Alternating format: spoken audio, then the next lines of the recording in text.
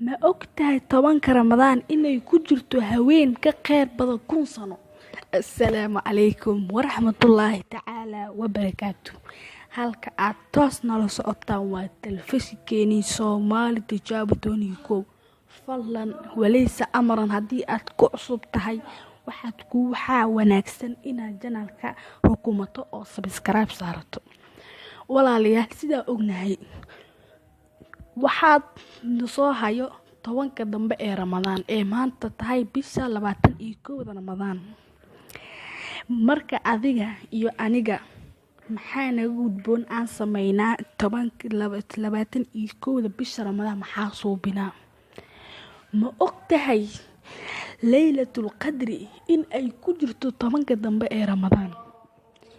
Allah subhanahu wa ta'ala wuxuu noo sheegay Laylatul Qadri in ay ku jirto 10 ugu dambeeyso ee Ramadaan.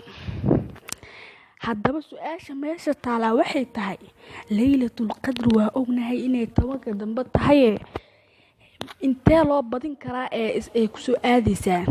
Nabigeena ayaa noo sheegay naxariis iyo nabadgelyo korkiisa ahaatee wuxuu yiri Laylatul Qadri waxaa ka raadisaan tirooyinka kinsiga ah.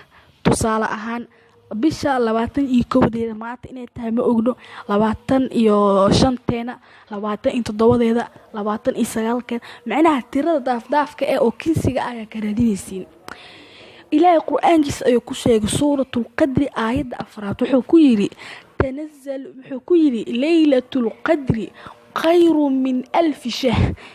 Laylatul Qadri waxay ka kheyr badan tahay 1000 habeen min 1000 shahr. Laylatul Qadri khayrun min 1000 shahr. Walaalayaal waxaan ugu gudboon in aan si fiican u soo dhaweeyno cibaadada barsano.